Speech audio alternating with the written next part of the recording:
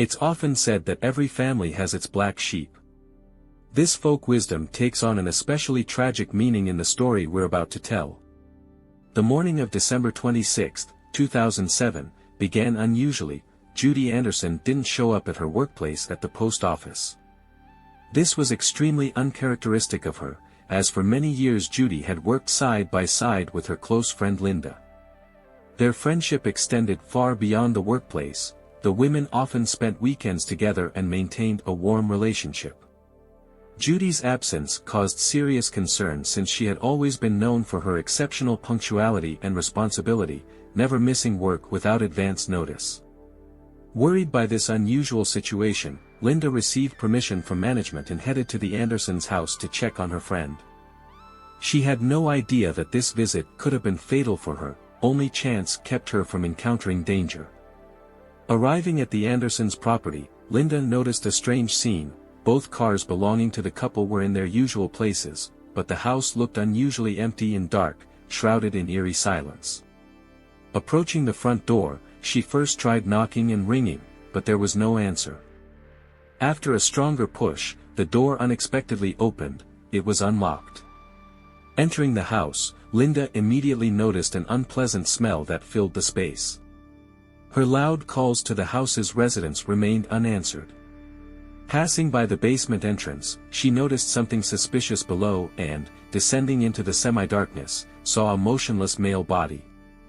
At first, she thought about carbon monoxide poisoning, but upon getting closer, she saw a gunshot wound to the head. As her eyes adjusted to the darkness, Linda realized with horror that there were more bodies in the basement. Not having a mobile phone with her, she used the Andersons' home phone to call 911, reporting the discovery of 3 bodies. Police arrived around 9:30 a.m., and the crime scene turned out to be even more horrific than initially thought. In the basement, they found the bodies of Scott, his wife, and 2 small children, all with gunshot wounds to the head, chaotically piled together. The bodies of the elder Andersons, Judy and Wayne, were found in the barn, where they had been hidden after their cold-blooded murder. The town of Carnation, Washington, had always been considered a quiet and safe place, where the most serious offenses were rare thefts. This Christmas period was forever darkened by one of the most brutal crimes in the state's history. Around 11 a.m., while crime scene investigators were still working at the scene, the deceased Judy and Wayne's daughter Michele arrived at the farm with her boyfriend Joseph. They tried to access their trailer, seemingly ignoring the police tape and law enforcement activity. The detectives were immediately alarmed by their unnatural behavior. The young people showed no concern about the police presence on their parents' farm property and asked no questions about their relatives' fate. Their indifference sharply contrasted with the gravity of the situation unfolding around them. The suspicious behavior of the young couple prompted law enforcement to take decisive action.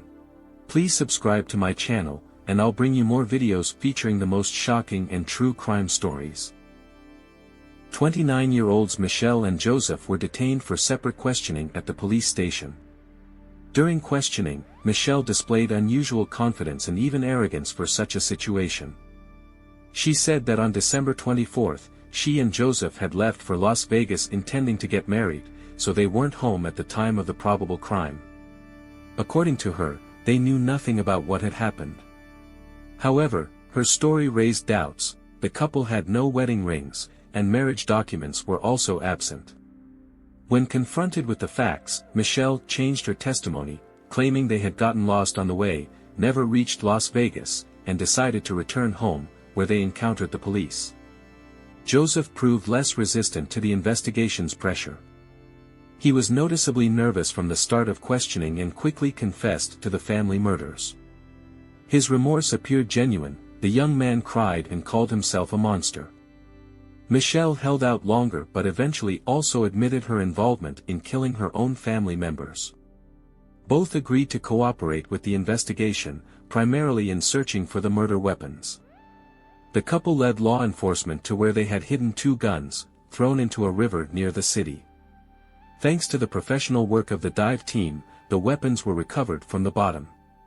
Ballistic analysis confirmed these were the guns used to shoot 6 people, who had sustained a total of 14 gunshot wounds. To understand the causes of this tragedy, it's worth getting to know the Anderson family better. 60-year-old Wayne Anderson worked as an engineer at Boeing. He grew up on a farm in a complete family and had been distinguished by his determination and activity since youth. His pursuit of quality education and a successful career quickly began to bear fruit. Wayne's personal life wasn't initially as successful. His first marriage proved unsuccessful and quickly ended. However, fate gave him a meeting with Judy, whom he always called his true other half. Together they created a family that both were proud of. By 2007, their marriage had lasted 31 years. The couple lived peacefully on their farm, with Judy, also 60, working at the post office.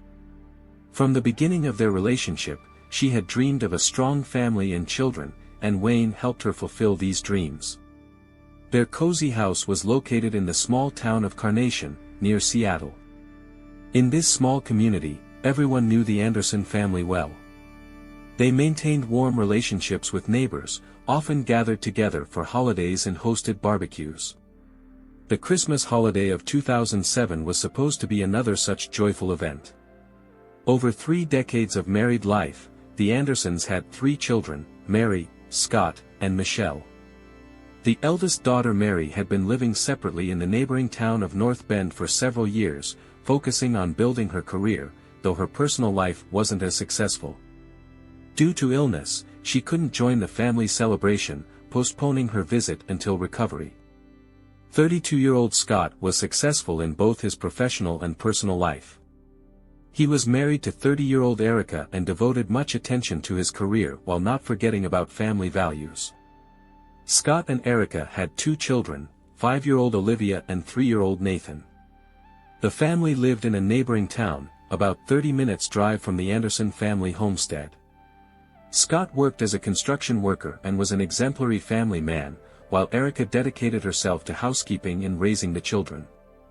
The youngest of the Anderson children, 29-year-old Michele, had always stood out among her brother and sister, unfortunately not in the best way. Since school years, she had a reputation as a troubled and confrontational child.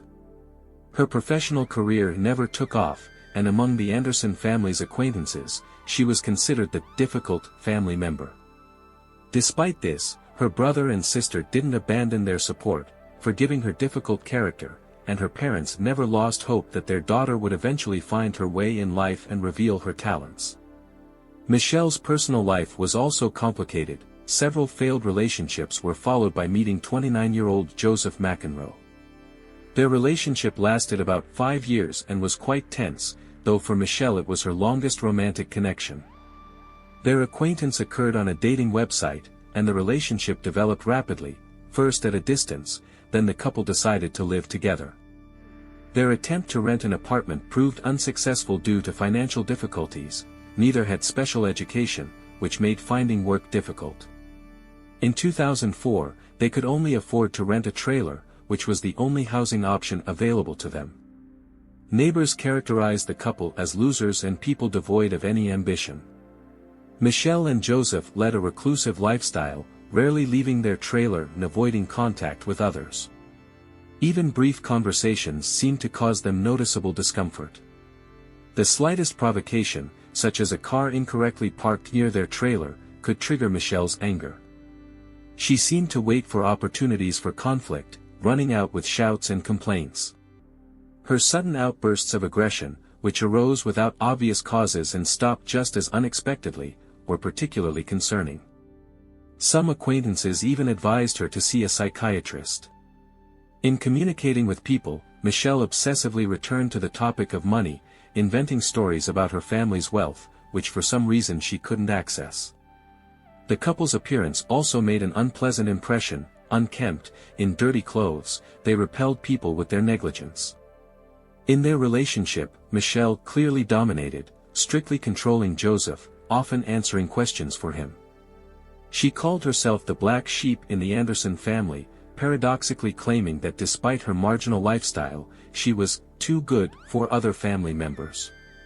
Such behavior inevitably led to family conflicts. Michele either fantasized about hidden Anderson wealth or accused her parents of abuse, telling stories of physical violence from her father and moral torture from her mother. According to her, life in her parents' home was unbearable, which forced her to run away. Despite the tense relationship and difficult situation, neighbors often saw Judy visiting her daughter in the trailer monthly, trying to maintain a connection with her. Despite the difficult relationship, Judy continued to care for her daughter, bringing her packages of food every month. She always remained polite and kind, her behavior contradicting Michele's accusations of abuse. Instead, the daughter responded to maternal care with rudeness and shouting. The young couple's living conditions were shockingly neglected. According to their friend, their trailer resembled a survival shelter more than a normal living space: poor furniture, broken appliances, broken windows covered with dark film. Michele explained the darkened windows with paranoid suspicions about neighbors spying on them. She even reported attempted break-ins to the police, though surveillance cameras recorded nothing, and neighbors doubted the logic of robbing such a poor dwelling. In her relationship with Joseph, Michele positioned herself as a spiritual mentor, claiming she was teaching him the right way of life. However, their situation only worsened. Both lost their jobs, and after several missed land rent payments, they were forced to move their trailer onto Michele's parents' farm property, who didn't refuse them shelter. On Christmas Eve, December 24, 2007, the Anderson family planned a holiday gathering. 60-year-old Wayne and 61-year-old Judy were expecting Scott with his wife and children. The eldest daughter Mary couldn't join the celebration. Suddenly, around 4 p.m., Michele and Joseph left their trailer, both armed with guns. Judy, who was wrapping Christmas presents in the backyard at the time, became their first victim. Joseph distracted her with conversation while Michele crept up from behind with a weapon. Wayne, who was reading a newspaper in the house, noticed the danger and tried to intervene, but after Michele's failed shot, Joseph killed him on the spot with an accurate shot to the head. Judy became the next victim. She was shot 3 times. The criminals dragged both parents' bodies to the barn behind the house, trying to act quietly to avoid attracting attention from distant neighbors. They spent the next hour destroying evidence of the crime, preparing for Scott's family's arrival. Around 5 p.m., Scott, Erica, and their children, Nathan and Olivia, arrived at the family home as planned. Upon arrival, Scott and his family were surprised by the host's absence. It was unusual that the caring parents, who were eagerly awaiting their grandchildren, weren't there to greet them. Michele calmed them, explaining that their parents had gone to the store for forgotten groceries. No one noticed that the elder Andersons' cars remained by the house. When Scott sat in the living room, where Joseph met them, Michele suddenly drew a gun and killed her brother with several shots to the head. Erica, seeing this, managed to escape with the children. While the attackers, who had already spent all their ammunition, were reloading their weapons, she managed to lock herself in a room with a phone and at 5:13 p.m. called 911 emergency services. However, Joseph broke into the room at the moment of connection. Despite Erica's pleas to spare the children, he shot her and smashed the phone.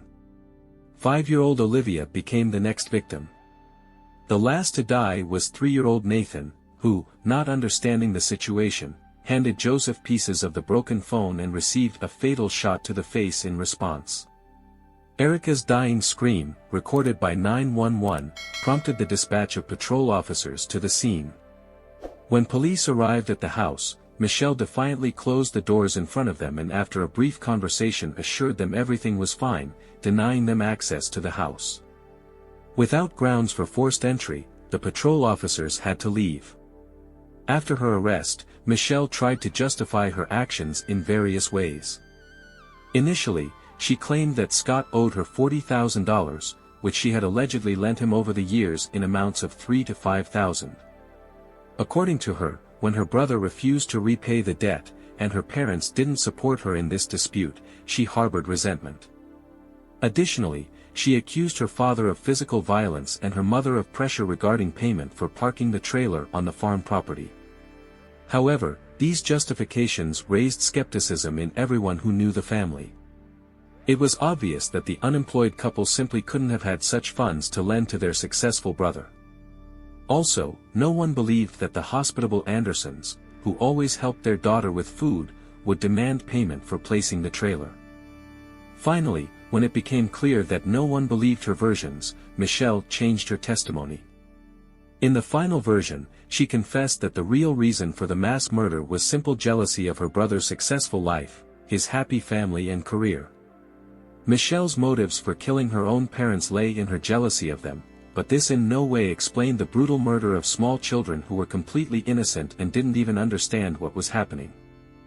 Michele herself tried to justify killing her niece and nephew, calling it an act of mercy. According to her, she didn't want the children to grow up in a cruel world without parents, who were taken from them so early. An additional trigger for her was the children's crying. The little ones had witnessed their own parents being shot. During numerous interviews, Michele eagerly talked about her supposedly difficult childhood, full of humiliation and abuse from her parents. Her stories became increasingly vivid and dramatic with each new interview. It was notable that even the criminal's confession stretched for more than 2 hours. They described in detail who killed whom and in what sequence. On December 28, 2007, Michele Anderson and Joseph McEnroe were charged with 6 aggravated first-degree murders. Despite their confession, the trial dragged on. Only after 10 months, in October 2008, did the county prosecutor's office decide to seek the death penalty for both criminals, which was active in the state at that time. Given the cold-bloodedness of the murders of both adults and children, it seemed obvious that the jury would support capital punishment. However, the Washington state governor spoke against it. Seeking attention and publicity, Michele expressed in one interview her desire to be executed, claiming she was experiencing unbearable torment and considered life imprisonment a much crueler punishment than lethal injection. However, despite her statements, capital punishment for the criminal couple was not considered. As a result of the hearings, both were sentenced to 6 life sentences without the possibility of parole. The situation changed after the appointment of a new governor when the death penalty issue became relevant again. On September 5, 2013, the Washington State Supreme Court overturned the previous court decision, which meant the beginning of a new process. Michele was so frightened by this turn of events that she instantly retracted all her previous statements about wanting the death penalty. In January 2015, a new trial began for Joseph McEnroe. His defense insisted that the client was forced into crime by Michele, who methodically manipulated him and turned him against her own relatives. The attorneys also referred to Joseph's mental illness, which made him vulnerable to manipulation. Joseph's aunt confirmed these claims, telling about his cruel childhood and abuse from his own mother. In his defense, Joseph noted that he tried to kill victims quickly so they wouldn't suffer, and like Michele, justified killing the children as a kind of mercy. On March 25, 2015, the jury found Joseph guilty on all charges. During sentencing, he continued to portray himself as a victim of manipulation, even changing his behavior and manner of speech, which the prosecutor noted, warning the jury about the defendant's attempts to influence their decision. Since the jury couldn't reach unanimity regarding the death penalty, Joseph was again sentenced to life imprisonment without parole for each murder. 8 years after the tragedy, in January 2016, Michele Anderson again stood trial. This time the prosecution dropped the death penalty request, since Joseph had already been sentenced to life imprisonment. According to state law, criminals with the same degree of guilt had to receive equivalent punishment, and Joseph and Michele were found equally guilty of the crimes committed. Considering the previous decision regarding Joseph, it was deemed improper to seek capital punishment for Michele. Hearing this, she broke down crying in court, expressing supposedly sincere remorse and regret for her actions, understanding the impossibility of correcting her crime. However, the prosecutor clearly stated that such emotional displays were only attempts to avoid life imprisonment and receive a lighter sentence. To support this, the prosecution drew the court's attention to the fact that while explaining her motives, Michele mentioned the financial aspect of the crime more than 35 times. It became obvious that the main reason for the murder was greed for money and the desire to inherit her parents' house. According to the prosecutor, Michele remained the same cruel and ruthless person who couldn't be trusted due to constant changes in testimony and outright lies. Especially telling were her accusations of family abuse. Throughout the investigation and witness interviews, no confirmation of such facts was found. Instead, it became clear that Michele deliberately tarnished the memory of the deceased, trying to justify her actions. New versions of events emerged. In particular, Michele claimed she especially hated Erica because she allegedly took her brother away from her. However, the investigation established that their relationship was already strained, exposing another lie of the accused. Most likely, the reason for Erica's murder was simple jealousy. During the trial, jurors spent 5 days hearing testimony from 38 prosecution witnesses. This largely repeated the process against her accomplice, who was already serving his sentence. Among the witnesses was Michele's older sister Mary, who accidentally avoided the tragic fate. She couldn't come to the family Christmas gathering due to illness, which, as she noted in court, saved her life. Michele confessed that she had planned the family massacre for about 2 weeks. However, the criminals showed striking short-sightedness. They managed neither to destroy evidence, nor hide the bodies, nor cover up traces of the crime. Their fabricated story about being in Las Vegas as an alibi was instantly disproven. When it became clear that the sentence would remain unchanged and there could be no talk of parole, Michele showed her true face. She threw a tantrum in court, threatened lawsuits over allegedly inadequate defense, and demanded release to find a private attorney. After refusal, she accused the court of violating her constitutional rights, directing her anger at the judge. Today, both criminals are serving their sentences in state prisons. This long and emotionally exhausting process also proved extremely expensive. Due to numerous appeals and defense opposition, the fight for sentence reduction stretched for years. Not counting investigation costs by the sheriff's office and state forensic laboratory examinations, the prosecution spent about $2 million on both criminals. Joseph's defense cost approximately $5 million, and Michele's even more. The only consolation for taxpayers, who effectively paid for the justice system's work in this case, was the certainty that these ruthless killers would never be free again. I look forward to hearing your thoughts in the comments. Subscribe to the channel. Until next time, friends.